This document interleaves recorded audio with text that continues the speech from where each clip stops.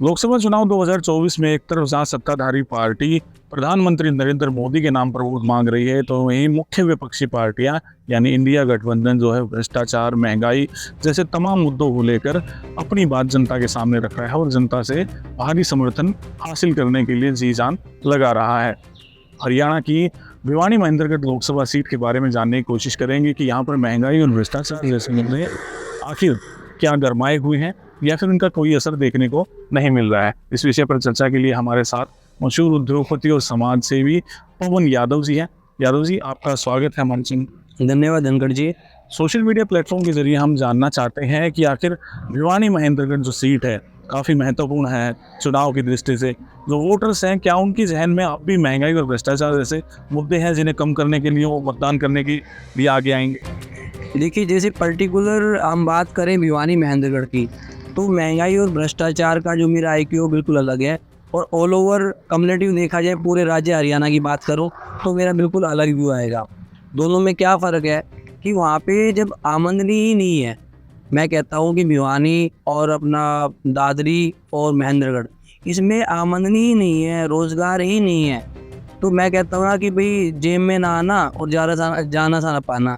बात ये कि जहाँ एक बेसिक नीड नहीं है, इंसान का पेट नहीं भर पा रहा है, उसको रोज़गार नहीं मिल पा रहा है, उसका बच्चा नहीं पढ़ पा रहा है, तो महंगाई तो तब होगी जब उसकी पॉकेट में कुछ हो, कि वो कम खर्च रहा है, ज़्यादा खर्च रहा है। जब वहाँ प्रति व्यक्ति आय ही नहीं है तो महंगाई का मुद्दा तो ख़त्म ही है। दूसरी बात, अब बात करें हरियाणा की, तो हरियाणा में तो देखो, अगर मान लो टाइम के साथ खर्चे बढ़ रहे हैं, महंगाई बढ़ रही है, वो मुद्दा एक राजनीतिक मुद्दा है जिसमें मैं नहीं घुसना चाहूँगा।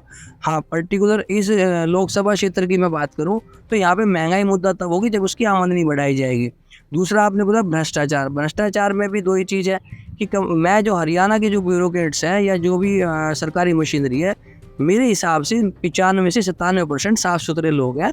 कोई 2-4 लोग अगर मान लो कहते हैं ना, एक मछली सारे तालाब को गंदा कर दे, कोई अपना निजी हित साधने के लिए 1-2 कर्मचारी या 1-2 अधिकारी, जो आए दिन आप देखते हो कि भाई ACP ने छापा मारा है, उसको रिश्वत लेते हुए पकड़ा है, तो ये जो चीज़ें बहुत कम है मेरे हिसाब से, 2-4-6%।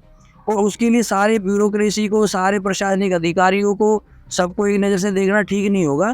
जहाँ तक मैं समझता हूँ, भ्रष्टाचार एक चुनावी मुद्दा है, या ये समझो कि एक ख्याली पुलाव है कि ये सारी चीज़ें जब चुनाव होती तभी याद आती है कि यहाँ महंगाई कितनी है, यहाँ पे भ्रष्टाचार कितना है।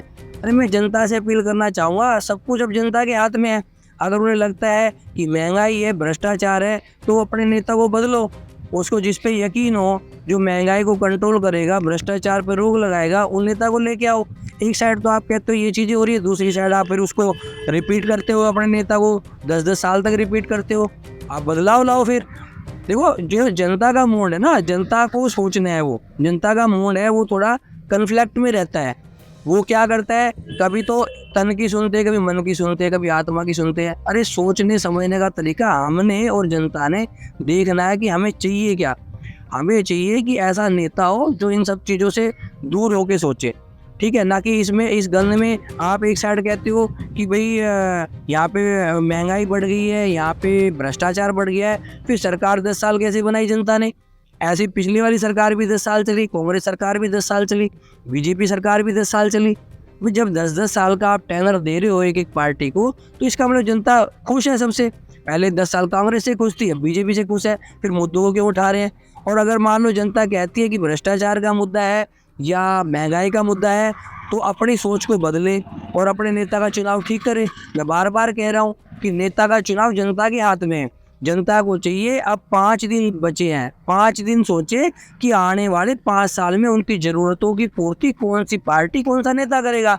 मैं पार्टी के बारे में कुछ नहीं कह सकता कि कौन सी पार्टी करेगी, पर मैं ये पर्टिकुलर लोकसभा क्षेत्र भिवानी महेंद्रगढ़ में छाती ठोक के कह सकता हूँ कि यहाँ पे सारी हर ज़रूरत को पूरा राव दान सिंह करेगा, राव दान सिंह करेगा, राव दान सिंह करेगा।